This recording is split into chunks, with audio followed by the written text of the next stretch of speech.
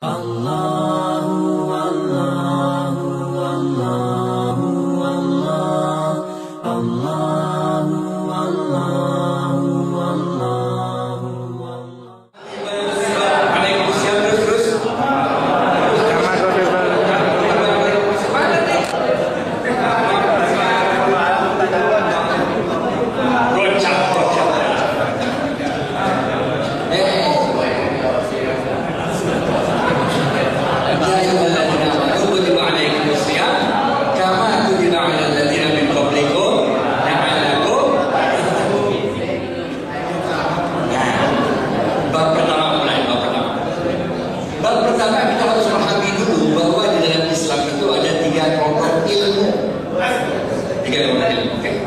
Kelompok ilmu pertama adalah kelompok ilmu yang disebut kelompok ilmu akidah, yaitu kelompok ilmu yang bicara tentang keyakinan. Dalam kelompok ilmu akidah nggak ada urusan halal haram, nggak ada. Dalam kelompok ilmu akidah urusannya iman, kafir, murtad, musyrik, munafik. Ini kelompok ilmu yang pertama. Oke. Kelompok ilmu yang kedua adalah kelompok ilmu syariah.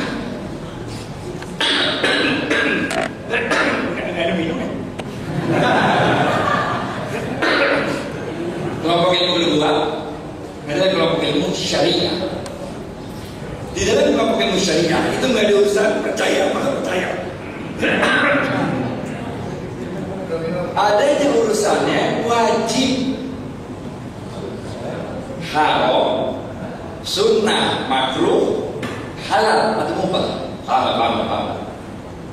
Jadi kelompok ilmu syariah ini nggak peduli ente percaya nggak percaya, nggak peduli. Pokoknya begitu aja lah. Sama kayak ente naik motor pakai helm, paham. Ente percaya kalau naik motor pakai helm, kalau jatuh kepalanya nggak bakal bocor. Terserah percaya nggak percaya, yang penting pakai naik motor pakai helm wajib hukum. Ngerti kan? Terserah lu percaya apa nggak percaya sama puasa, yang penting puasa wajib. Ngerti kan? Ini kelompok ilmu yang kedua, namanya kelompok ilmu syariah. Kelompok ilmu yang ketiga adalah kelompok ilmu yang disebut sebagai akhlak. Dalam kelompok ini nggak dikenal percaya atau nggak percaya, nggak dikenal halal haram, dikenal. Yang dikenalnya ihsan wa ahsan. Bagaimana cara yang baik dan cara yang lebih baik. Paham. Masih ingat kan? Masih. Sebutkan 3 kelompok ilmu dalam Islam.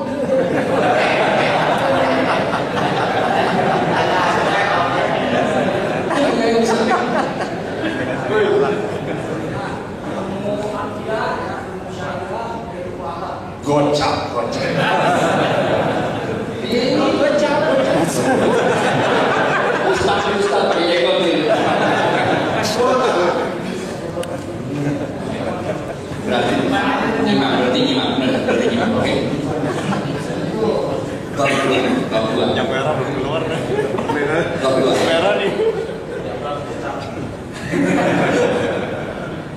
Kita ingin bedain antara syariah dengan fikih. Syariah ini adalah ketentuan yang ada di Quran, ada di hadis. You like it, you don't like it, you take it. Lu suka, lu gak suka, lu telan. Itu namanya syariah. Karena adanya di Quran, ada di hadis. Sampai akhir zaman gak bisa berubah. Paham.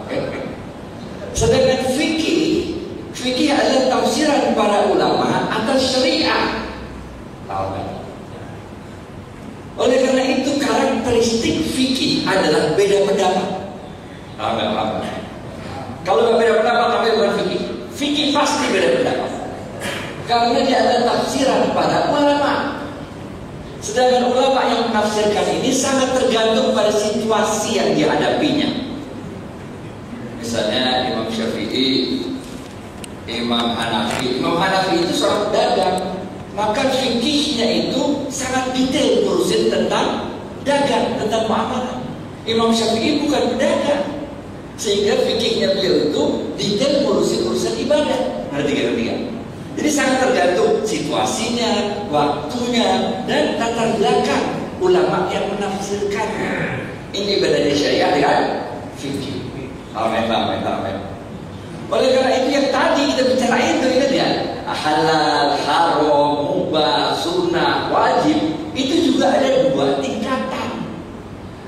tingkatan syariah, ada tingkatan fikih. Paham nggak? Paham nggak? Contoh, makan babi hukumnya haram atau haram? Haram. Oke. Haramnya syariah atau fikih? Kenapa syariah? Kenapa syariah hukum levelnya? Karena ada di Quran. Ngerti gak? Makan babi hukumnya haram. Haramnya levelnya syariah. Kenapa levelnya syariah? Karena ada di Quran. Quran bilang nggak boleh makan babi. Masih ngikutin. Habis. Nah, bisa sih. Boleh dalam waktunya. Contoh dua. Makan Oke, salah. Di dalam fikih ini juga ada tingkatan-tingkatannya. Yang tadi kita bicara tingkatan syariah dan tingkatan fikih.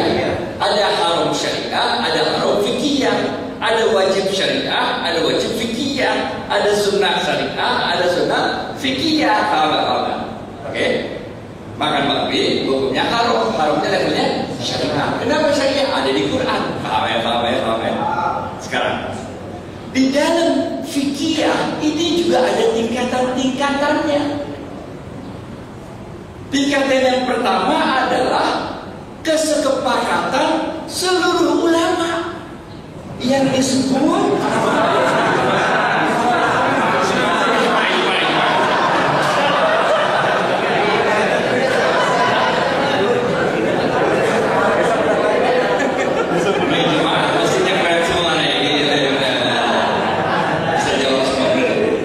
tingkatan paling atas namanya ijma. Memang fikih di bawah syariah, tapi dia ijma. Ngerti gak? Seluruh ulama sepakat. Itu sebabnya di zaman Sayyidina Umar bin Khattab, ketika Sayyidina Abu Bakar meninggal dunia dalam waktu yang singkat, kemudian digantikan oleh Sayyidina Umar bin Khattab.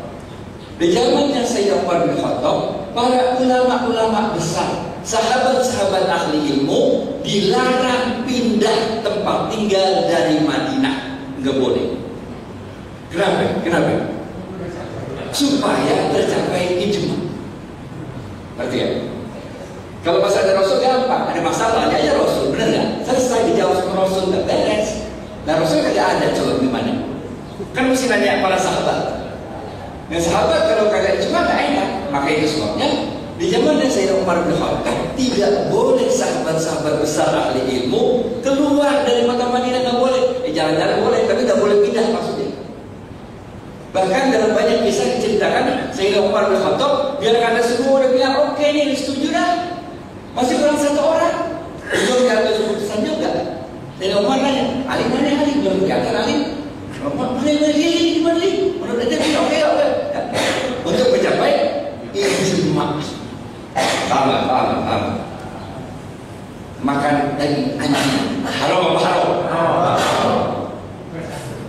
Level haramnya level apa? Iya fikihnya level apa namanya?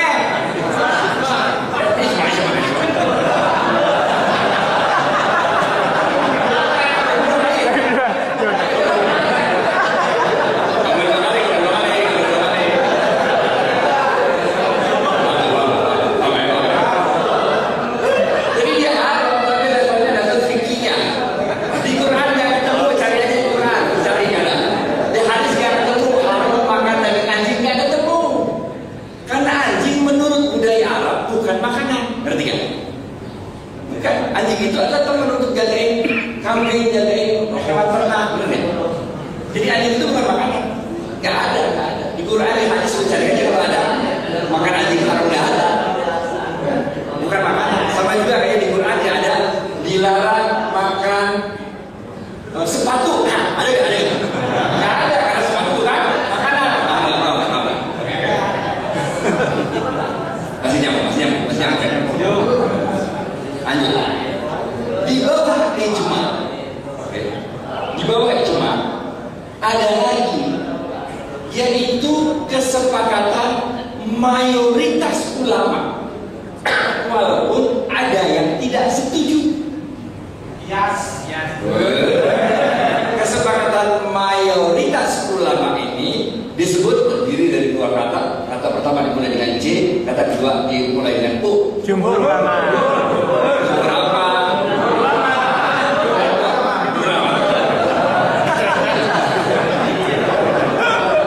Ustaz berbeda. Ramai.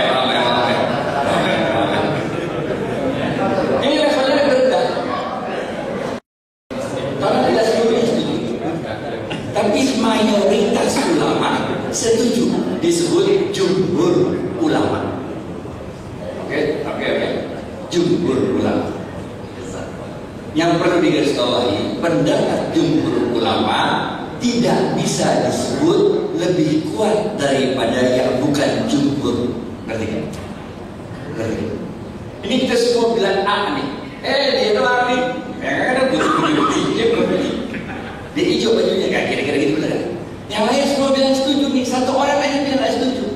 Pendapat yang banyak ini, yang jumhur itu tidak bisa dikatakan lebih kuat daripada pendapat yang satu orang itu. Paham? Untuk soal ijtihad, itu ijtihad yang satu tidak bisa mengalahkan ijtihad yang lain. Oke, paham. Jadi kita udah syariah, level fikih. Fikih dibagi yang paling kuat ijma, di bawahnya ijma, jumhur ulama. Oke. Jumhur ulama itu kalau di Indonesia kali MUI lah kira-kira gitu. Karena juga sebagian ulama yang pendapatnya berbeda dari MUI. Jadi MUI menjadi jumhur ulamanya ya. Tapi kalau yang MUI punya merepresentasikan seluruhnya, disebut ijma lah. Karena semua organisasi Islam diikutkan di MUI. Jadi namanya ijma jumhur ulama. Ada yang lebih bawah lagi. Oke. Yang namanya dia ini bukan mayoritas. Kalau jumhur kan mayoritas, dia enggak. Dia sekelompok ulama, sebagian ulama setuju, sebagian lagi enggak. Yang satu tidak lebih mayoritas daripada yang lain. Nah, namanya adalah Google. Namanya adalah terdiri dari dua kata. Kata pertama diawali dengan kata-kata I, kata kedua diawali dengan kata-kata J. Istilah apa?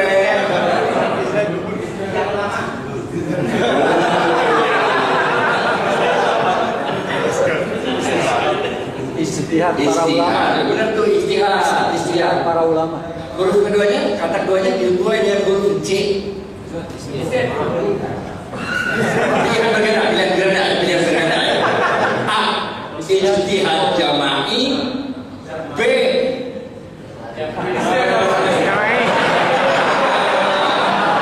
istihad kita.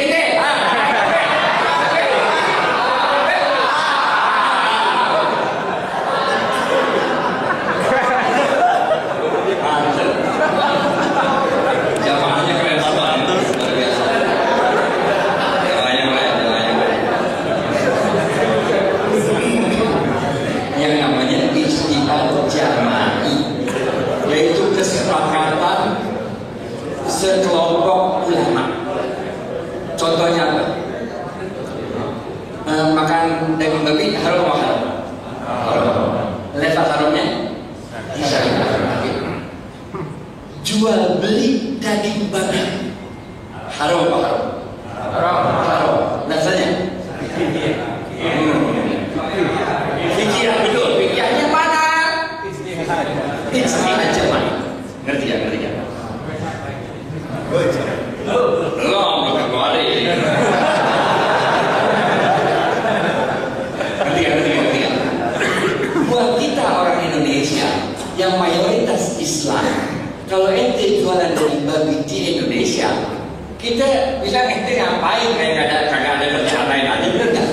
Ngapain ke yang lain? Ke jualan aqua, ngapain jualan daging babi di Indonesia? Bener. Tapi bayangkan kalau kita orang Indonesia yang dari dulu sampai sekarang profesinya adalah tukang jual daging. Jangan Indonesia deh. Misalnya ente orang Suriah, benar nggak? Kerjaannya profesinya jual daging.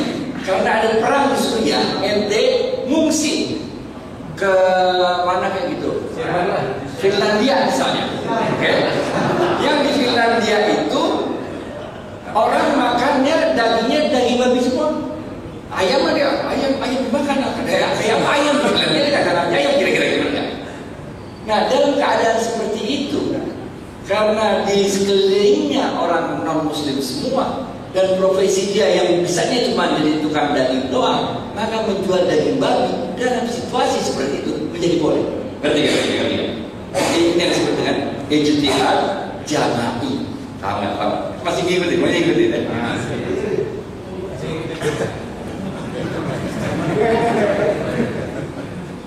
Ini bulan Ramadan. Bulan Ramadan banyak-banyak saudara.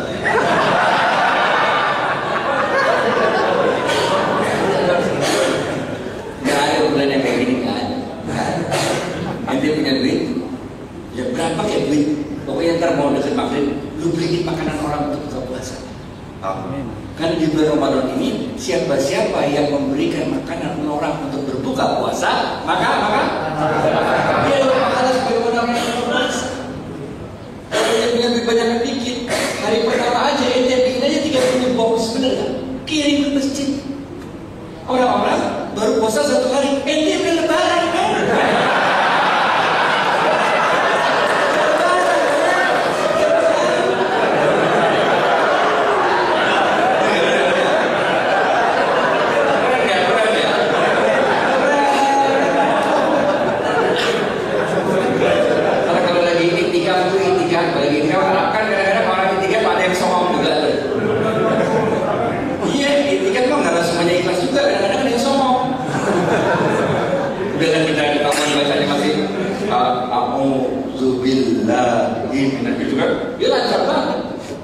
Alhamdulillah ini saya udah 2 kali khatam insyaallah dan udah maghrib khatam yang ketiga. Tapi kita jadi tertekan juga kita. Terus suka banget bacanya dia. Pakai ngomong gitu lagi. Baru kali khatam nanti. Jangan kecil hati. Gimana caranya? Lu samperin orang lain yang bacaannya juga lancar. Tanya dari dia. Udah berapa kali khatam? Ntar maghrib kan 2 kali khatam kan. Pak, ntar kalau pas buka jangan jauh-jauh deh, dengan saya aja. Ntar saya beliin makanannya, bener? Udah deal. Lalu bilang dah sama orang yang pertama tadi. Ya saya emang belum mulai baca, tapi maghrib ntar 2 kali khatam.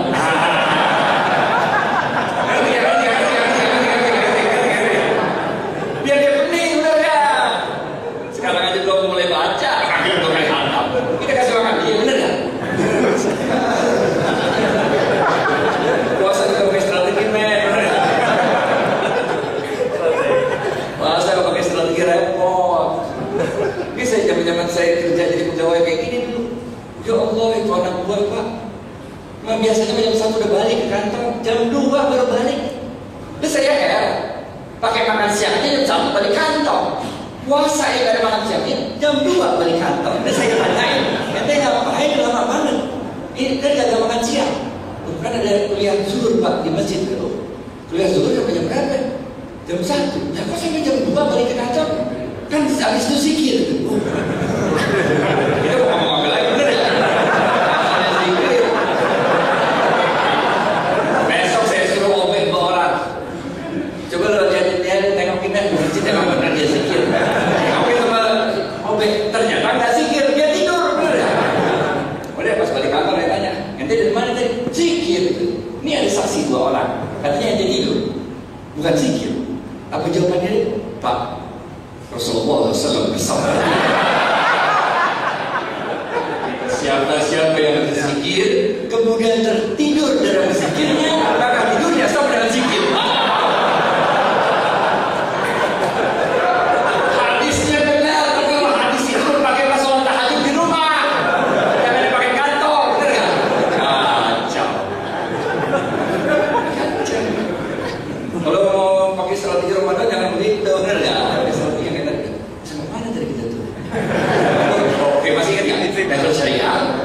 fikih, benar kan?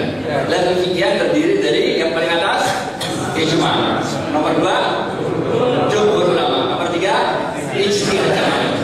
Ada lagi yang lebih rendah, yaitu ijtihad individu ulama. Ini sering anda lihat di TV, di radio. Individu ulama doang ditanyain, ustazah haram benar nggak? Yang nanya ustazah nggak haram benar nggak? Ustazah haram, kenapa haram? Pokoknya haram. Allahu a'lam bishawab. Nah itu ijtihad juga, tapi ijtihadnya ijtihad individu ulama.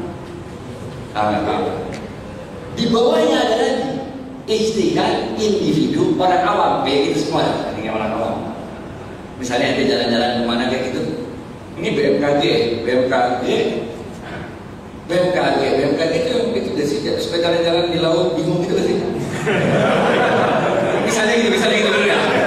Ente jalan-jalan di laut bener nggak? Lalu peralatan ente mati lah gitu, ente kan bingung kiblat ngadu kemana kira-kira gitu bener nggak? Kemudian ente pakai ijtihad individu, kira-kira sini nih kiblat, gitu ya bener nggak? Asal ente jangan ngasal bilang enggak, gue kesini jadi suruh lakukan banget. Itu namanya ijtihad individu orang awam. Jadi dia ada tingkatan, oke? Paham ya? Bab 2 selesai, bab 3. Kita masuk pada riba. Riba ini haram apa haram? Haram. Haramnya level apa?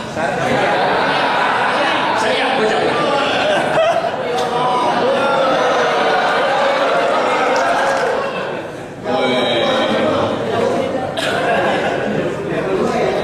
Duduk belakang aja bisa saja. Haram. Riba itu haramnya haram syariah. Kenapa? Karena ada di Quran. Riba ada 3 jenis. Nah, ini mulai susah dikit aja. Soalnya dia gak ngerti nggak mau juga dah. Di UI ini 1 semester nih kan. Riba jenis pertama adalah riba yang timbul akibat pinjam meminjam. Rumusnya dalam Islam. Kalau ente minjemin duit 50.000, maka dibagi menjadi 2. Posisi ente yang minjemin duit atau yang dipinjemin duit. Anda itu sebagai lender atau sebagai borrower. Kalau Anda itu sebagai lender, orang yang meminjamkan duit, 3 hal haram.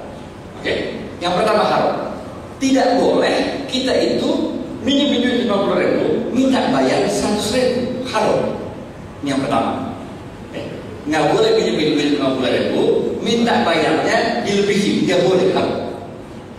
Yang kedua, minjemin 50.000, dia nggak ngomong, dia nggak minta pindah, dia diem aja, diem. Tapi yang dipinjemin ngomong, Pak Hadi, makasih banyak ya. Ntar saya lunasin cepet, haram juga. Ngerti kan? Yang pertama dia yang minta, yang kedua dia kagak minta. Tapi yang dipinjemin duit janjiin bayar lebih, haram juga. Oke, masih ngerti ya? Yang ketiga, dia pinjemin duit 50.000, dia kagak minta, yang dipinjemin kagak janjiin, tapi dia berdua pakai bahasa tubuh. Haram juga, haram. Oke. Kullu qardin jara naf'an fa huwa riba. Tiap-tiap pinjaman uang yang ada manfaatnya adalah riba. Oke. Tapi posisinya kalau kita sebagai borrower yang dipinjemin uang, hadisnya beda. Hadisnya untuk orang yang dipinjemin duit, hadisnya berbunyi khairukum ahsanukum qada'an. Yang paling baik di antara kalian adalah yang kalau melunasi utang dilebihin. Ngerti. Jadi bagi orang yang dipinjemin duit, itu sunnah hukumnya bayar lebih, sama. Tapi bagi orang yang pinjemin duit, haram hukumnya 3 hal. Ngerti kan? Bisa nggak? Kalau maksud saya enggak? Masih bisa ya. Jadi beda. Untuk yang dipinjemin duit, hukumnya sunnah kalau melunasi bayar lebih. Tapi untuk pinjemin duit, haram hukumnya 3 hal lagi. Ngerti. Sama ya, Pak. Kalau Kalau gini boleh nggak? Saya pinjemin duit Pak 50.000. Saya nggak minta. Dia juga nggak janji, nggak pakai bahasa tubuh. Tapi kita bilang gini, ingat-ingat sunnahnya ya.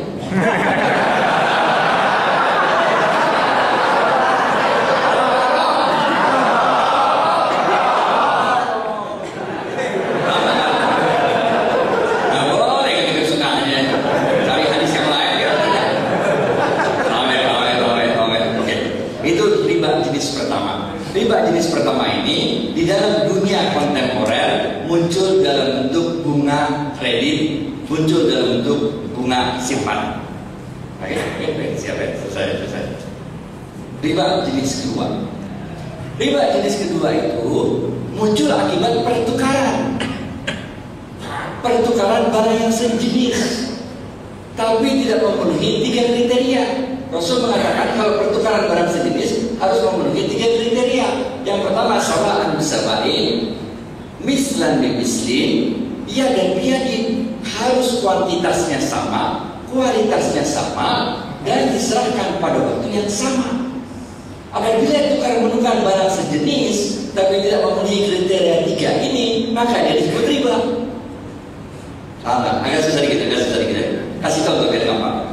Menjelang lebaran. Menjelang lebaran itu banyak orang nukerin duit receh.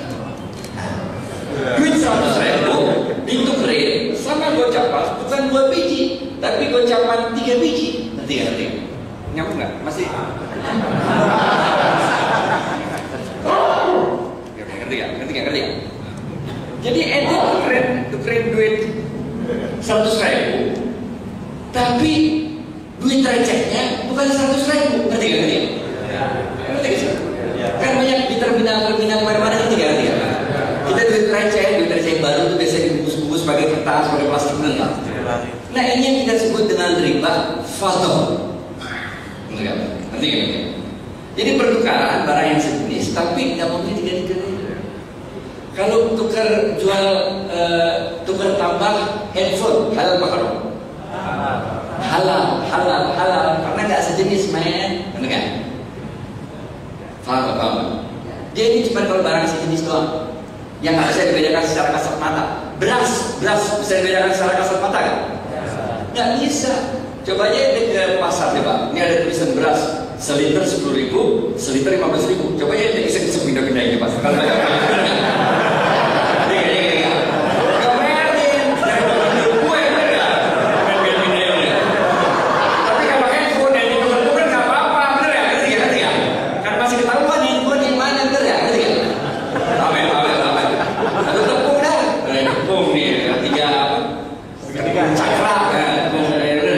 harganya 25.000, ini 30.000, yang diaduk-aduk kesini jual.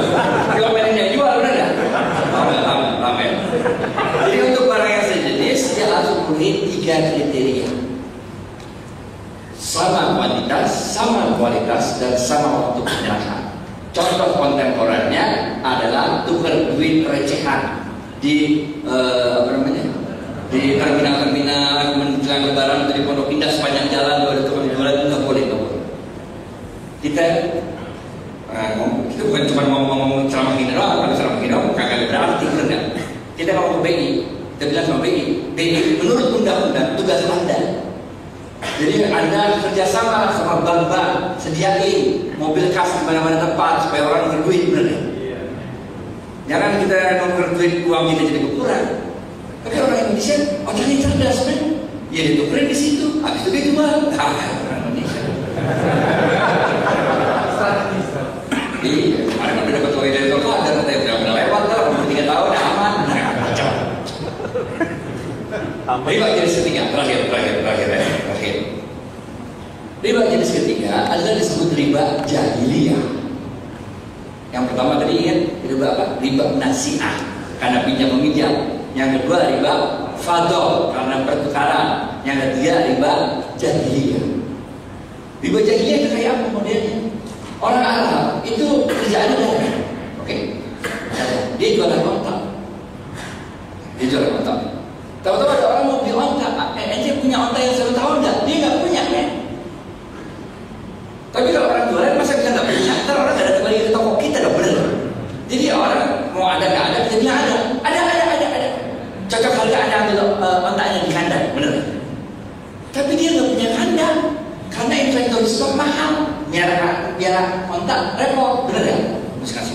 bener-bener. Apa yang dia lakuin? Dia pinjam dari pedagang lain. Salah nggak? Lu punya onta 1 tahun nggak? Ada sini, gue pinjam dulu dah. 4 bulan lagi gue balikin. Ngerti gak? Onta yang dia pinjam itu bukan untuk dia naikin, tapi untuk dia jual. Salah nggak?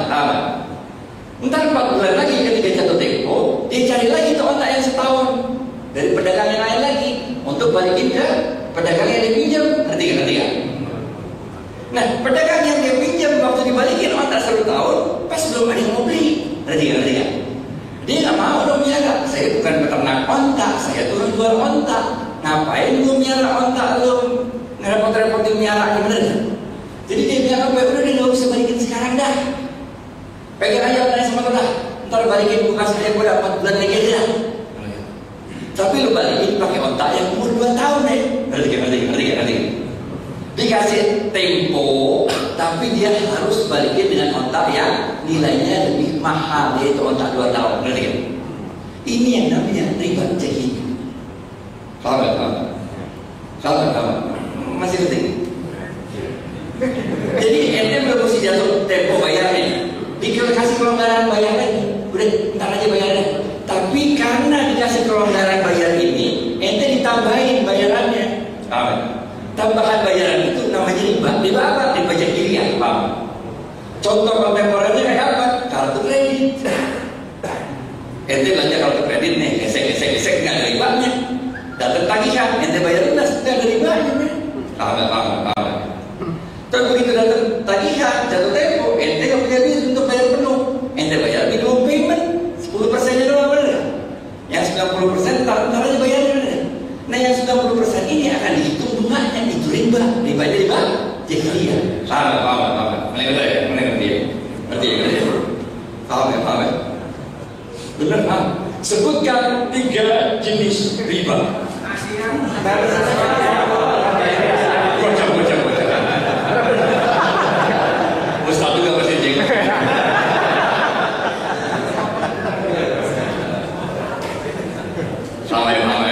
Amin. Jelas ya. Bab 3 terakhir.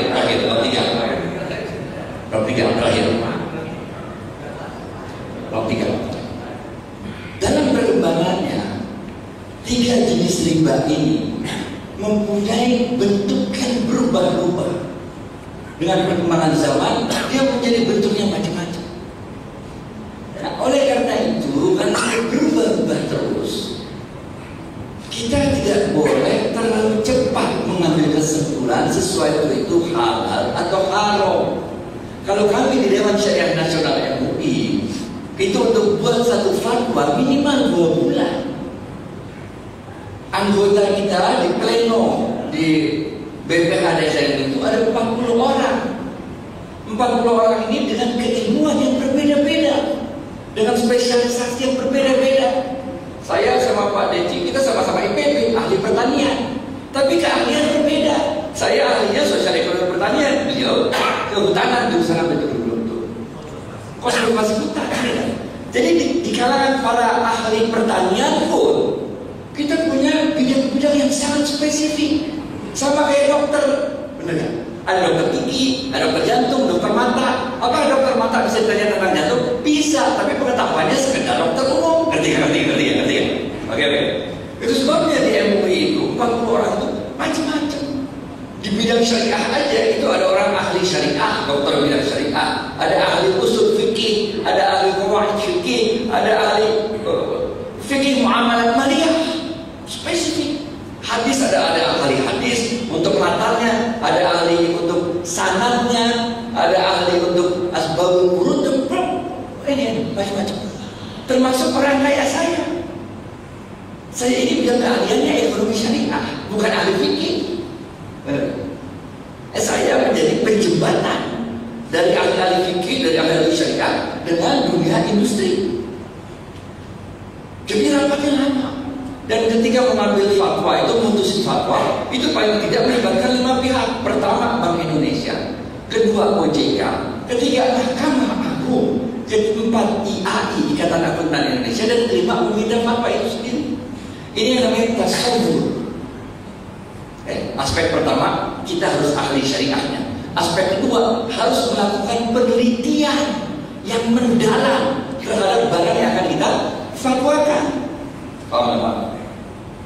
Nggak bisa penelitian itu pakai website, nggak bisa penelitian itu pakai flyer, pakai booklet, atau cuma wawancara dengan salah seorang karyawan atau bahkan mantan karyawan. Nggak bisa, nggak cukup ilmu tasawurnya, ilmu penelitiannya nggak cukup.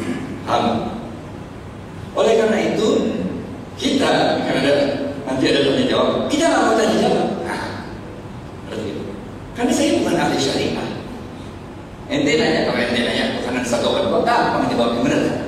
Kalau nanya yang aneh-aneh, yang aneh belum buat penelitiannya, nggak bisa jawab. Benar kan kalian? So jadi, bab 3, kita tidak bisa terlalu cepat untuk mengatakan sesuatu itu haram atau sesuatu itu halal. Harus kita teliti dulu. Setelah kita teliti, kita libatkan orang yang mengerti di bidangnya masing-masing, baru kita ambil kesimpulan. Paham. Misalnya, kita nggak bisa ketika lagi begini lagi di masjid gitu, saya nanya, GoPay halal apa haram? Lalu dengan seketika saya jawab haram. Nggak bisa. Karena kita harus melakukan penelitian terlebih dahulu. Artinya, Petrek halal apa haram? Nggak bisa haram itu nggak bisa.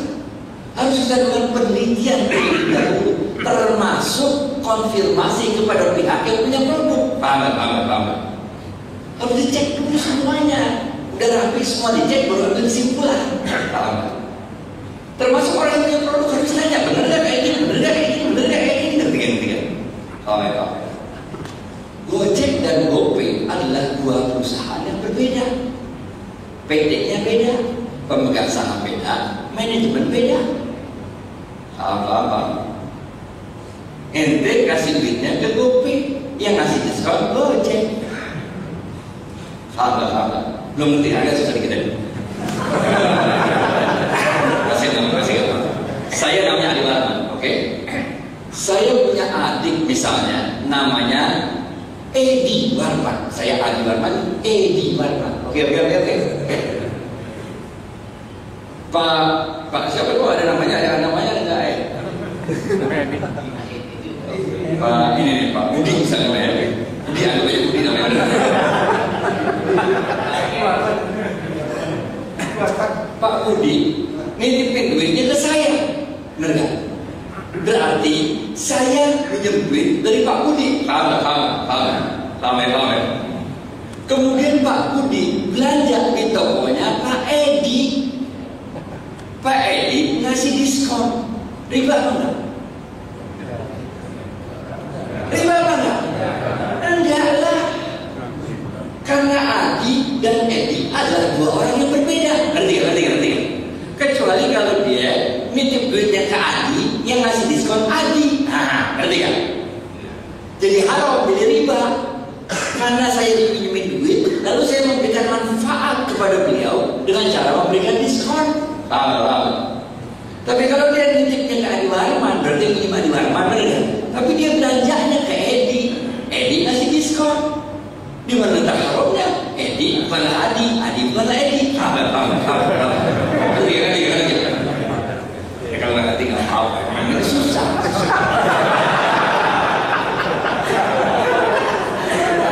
Untuk yang terakhir ini gampang. Jadi 3 bab sudah selesai, oke? Nah, karena kalau saya terusin lagi yang lebih susah, nanti kelihatannya ada kegagalan. Memang susah. Yang terakhir, ini gampang. Inilah bulan yang ajaib, inilah bulan yang luar biasa. Karena di bulan ini pintu-pintu surga dibuka, pintu-pintu neraka dan setan-setan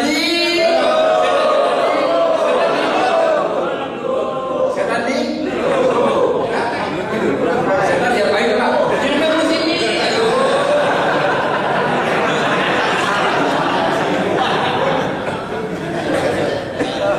Jadi Bapak Ibu sekalian, ini bulan Ramadan, majelis ilmu seperti ini luar biasa banget. Ini adalah bulan yang pintu surga dibuka, nablah gede-gede, sehingga kita udah bisa ngerasain dinginnya tuh sejuknya surga. Itu bawaan hati itu tenang aja kalau Ramadan. Wanginya surga. Kalau kita ngomong yang baik-baik aja dah, benar. Pintu neraka ditutup rapat-rapat dan setan dibelenggu, men. Kalau ini masih maksiat juga udah Ramadan, jangan nyalain setan. Nafsu ente sering kendaliin kan ya. Ini bulan yang luar biasa. Mudah-mudahan Allah Subhanahu wa Ta'ala memilih kita semua untuk menjadi hamba-hamba yang mendapat rahmat pada bulan ini, diampuni semua dosa-dosanya pada bulan ini, dijauhkan dari siksa api neraka. Mudah-mudahan Allah Subhanahu wa Ta'ala memilih kita untuk mendapat keutamaan malam Lailatul Qadar.